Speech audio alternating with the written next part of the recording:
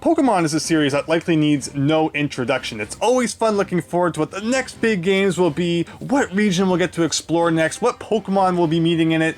However, these are the Pokemon games that Nintendo does not want you to know about. The games that you can play right now, no waiting required. Today we're going to be looking at complete in-box Pokemon ROM hacks that I own, and just seeing what they're like. We're going to be looking at the outer boxes, we're going to be doing a mini review of each of these games, so I hope that you enjoy it. And the first one we're going to be looking at is Pokemon Naranja version with Celebi on the front. And if we get to the description on the back, you can have up to 6 different Pokemon with you at a time, and each one involved in battle gains experience points. Pokemon levels up, they gain new abilities, generally get stronger, and sometimes evolve into stronger, more mature versions of themselves. Leveling your characters is a time-honored tradition of role-playing games. And in Pokemon Fire Red and Leaf Green, there are hundreds of different characters for you to potentially concentrate on leveling up. So there's a lot to unpack in that description on the back. And overall, one warning, or rather 2 warnings I will give before we jump too far into this, are that you need to be wary when you buy ROM hacks in cartridge form. As cool as this is, let's compare this like right now to Pokemon Emerald, for example, and it doesn't look too bad. The quality's not awful. Obviously, you know, the coloring's a little weird. You can tell something's not quite right, but I do enjoy owning ROM hacks and such in physical form. But the thing you need to be warned about is that A, the person who created the ROM hack likely gets no money or any kind of compensation for people taking their work and then selling it in cartridge form. And the second thing is that there's no guarantee that the version of the game you find on this cartridge is the final version. So often, cartridge forms of ROM hacks are like a demo or something someone just slapped onto a cart and sold to make a quick buck of. So just watch out for those sort of things if you're ever buying cartridge ROM hacks. One thing you're going to notice is that on the back, I said this is going to be Fire Red and Leaf Green. Is that the case? I guess we'll find out when we actually try it out. But let's open up this box and see what we get inside. There we go. We have the tray, which has the cartridge right there. But not only that, we also get an instruction manual. So, you know, question the quality all you want. There's obviously some effort put in here. And let's see what the instruction manual has to say.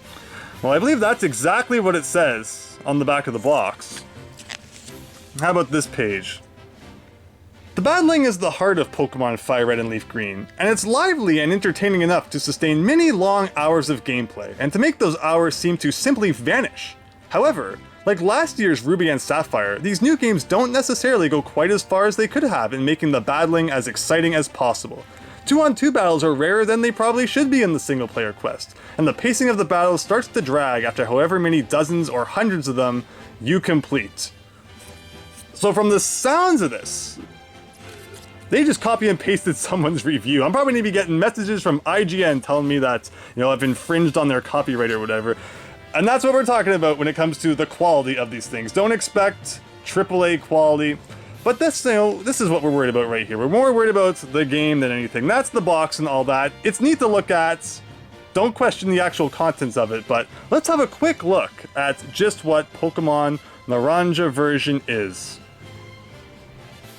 So this is a hack created by Sergio and is actually a ROM hack of Pokemon Ruby and not Fire Red and Leaf Green. So again, you gotta watch it what the box is saying. Also, it should be noted that Naranja means orange in Spanish. So I guess we're gonna be speaking some Espanol as we play through this game.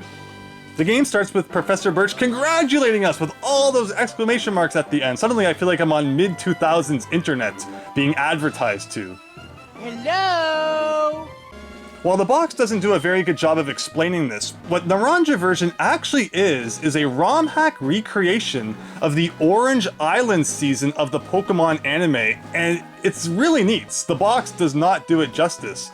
You actually get to pick between Ash or Misty to play as during your quest, and then we start the game, but you're not on a moving truck like normally you are at the beginning of Pokemon Ruby, but rather on a Zeppelin, landing in Pallet Town. Is that how the anime happened? I don't think it's quite how it happened, but we'll give him a pass. After leaving the blimp, we find the woman who says, "Zeppelin flights are extremely funny." I love watching at other people's faces after they arrived, one by one. There's a girl outside who says, "You are Ash. I want a Pikachu like yours. Can you give him to me?" Wow, Pallet Town's gone through some rough times since we were here last. Continuing to explore Pallet Town, we find Gary hanging out outside of our house. Let's see if Gramps left that bastard's house yet. Bastard, bastard, bastard, bastard, bastard, bastard, bastard, bastard. Well, here we have him. I hope you managed to make your Pokemon listen to you now. Well, Gary, you're just mad after I beat you in the legal system. Wow, who knew that Ash just had to take Gary to court to beat him? So you smack Gary around a bit. You'll notice that you start this game with a Pikachu, and Gary starts with an Eevee. Considering this is supposed to take place after the Indigo League, you sure are weak. But whatever, we beat him. And then Gary says, but I can assure you I won't lose in the final battle. Spoilers, guys, come on. So he runs off, jumps over a fence, and hey, I want to be able to jump over fences like that. I'm not fooling around. Then we finally go to Professor Oak, who wants us to go to the Orange Islands and deliver the GS Ball to Professor Ivy, just like in the anime, as I mentioned. But before we can do that, Professor Oak has an extremely important piece of advice for us. Don't mess yourself? I packed your sneakers and jeans, nice clean shirts and underwear, and underwear, and underwear, and underwear, and underwear. So with our underwear supply properly fortified, Professor Oak's assistant has some advice on how to update our Pokedex, with Game Shark codes. Yeah, that's not happening. Read the README file. All I got was an instruction manual that talks about Fire Red and Leaf Green and about how bad this game apparently is. Maybe they should have printed that in there. Anyway though, before heading to the Orange Islands, let's try going north of Pallet Town, but you'll find that a small ankle-high curb impedes our path. Looks like no one will ever be leaving Pallet Town again. No wonder they've all gone so crazy. I actually wasn't entirely sure what to do at this point. The guy in front of where we got off the blimp says that you have to pay to get back on again, but you can actually just walk right by him and board the blimp to Orange Islands. Hooray! So now we're on the Orange Islands, and I actually have to admit it looks very nice. I was very impressed with this part of the game. We need to find Professor Ivy's lab, but of course it's not that simple. A quick stop by the Poke Center has Nurse Joy reminding us not to force our Pokemon, as it makes them feel sad. But with that, we're on our way again! Well, not before we scream at a guy for trying to teach us how to use the computer. Poor thing. Being yelled at by Ash. What a jerk. So we leave town, and the very first thing that happens is a trainer encounter with this person who believes themselves to be the embodiment of MSN Messenger. Remember when people used to talk like that? But regardless, this is the first battle. It's not going to be a big deal, right? Oh, whoa, they have a Vileplume? And I only have a Pikachu?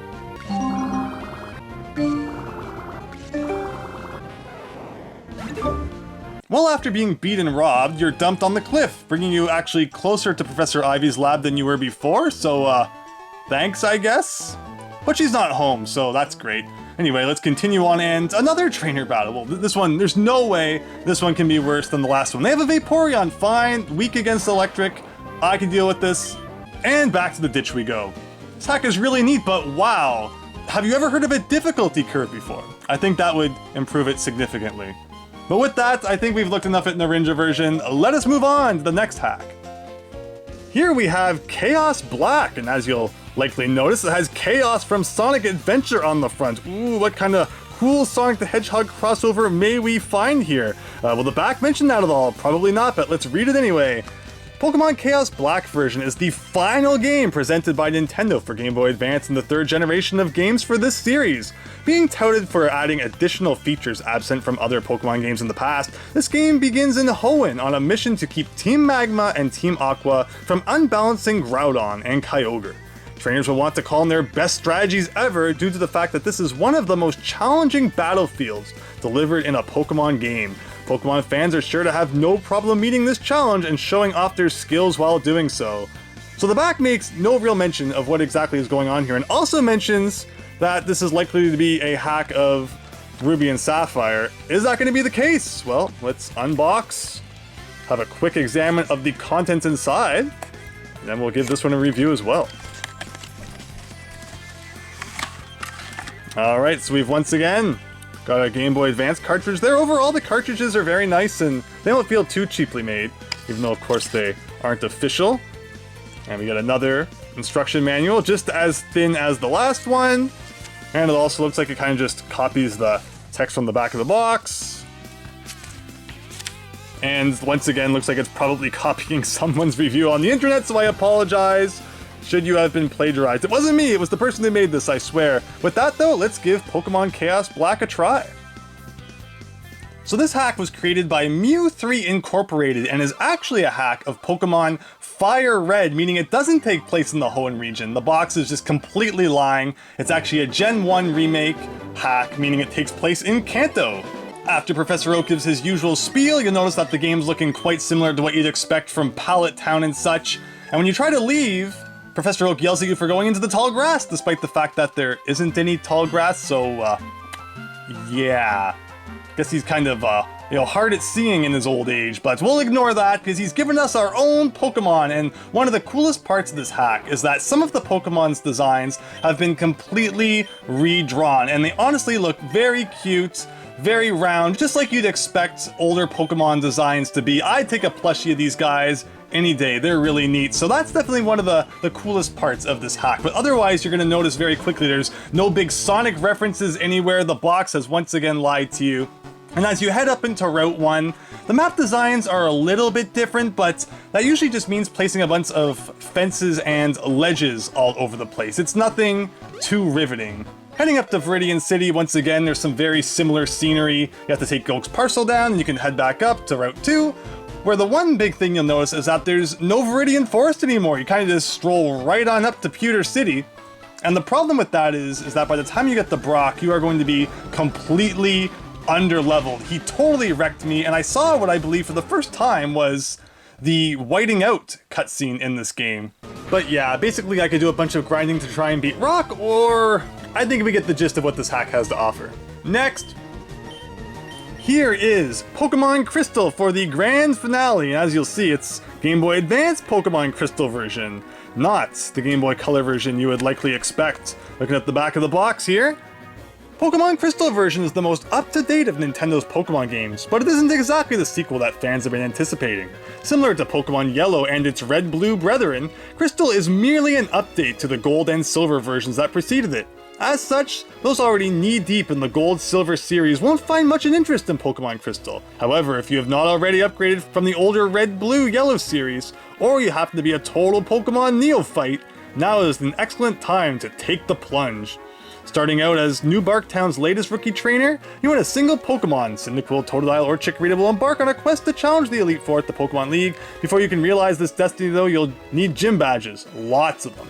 In all, you'll need to earn the badges of 16 different gym leaders throughout the continents of Johto and Kanto, a journey that will eventually take you to 18 different towns and through countless ancient landmarks. In addition to the helpful residents you'll meet during your travels, there are also approximately 500 other rookie trainers waiting to challenge you as you journey from town to town. Is that true?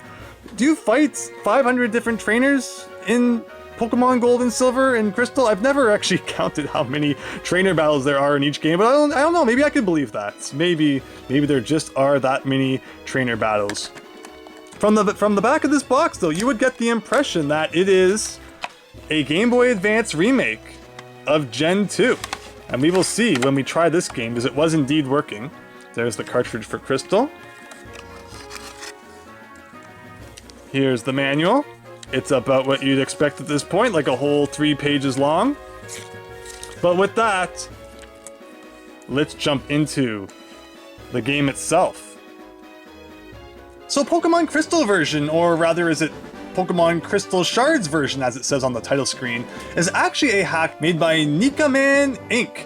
And it actually does try to recreate the Gen 2 Pokemon games in that Game Boy Advance setting. Professor Oak begins by saying, "I'd like to celebrate by teaching you the move Soft Boy." I mean, what? And the text box goes so quickly to the next one, it's like, he didn't actually mean to say that, he was just, it kind of slipped out. I guess we'll ignore that. We'll let that one slide. First you can't tell that there's no tall grass, now, ugh. Anyway. So we've named our character and it says Gold. Preparate. Oh, don't worry. There's nothing that can preparate you for what we're about to see here.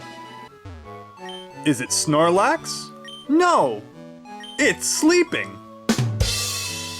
So this game follows the Gen 2 story similarly enough. We visit Professor Elm, pike a Pokemon, and we're on our way. For some reason, all of the sprites in battle look the wrong way.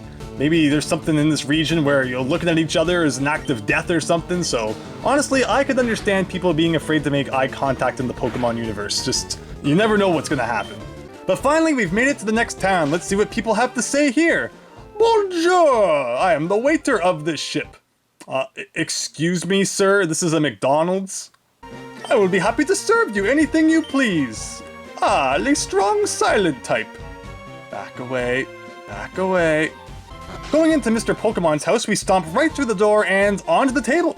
Well, that's one way to make your presence known. Hell! Hello! Toe must be gold. Yeah, I mean, that's a pretty appropriate reaction, I think. Professor Oak gives us the Pokedex and then insults us?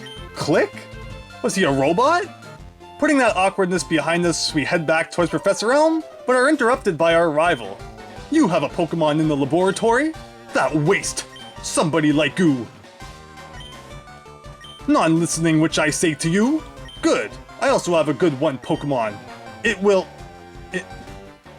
bosom? And yet, I feel a great sadness in my bosom.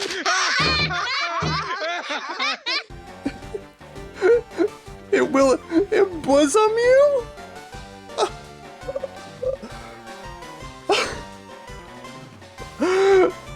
I think we have to stop there. I think we have to stop. That's it. That's the hack. That's the hack right there. I'm crying. I'm crying because that's so stupid. It's not even a word. I don't... Actually, it is a word, but... Why? Why embosom? I need a minute. Okay. Okay. I think that's where we're gonna end things off. There is a crazy world of Pokemon ROM hacks out there, and I think it tells us that it's important to look at what already exists and not always be so hyper-focused on what's yet to come out, because there are so many games, so many hacks that you can have fun right now. No waiting required. But with that, thanks and... Bosom!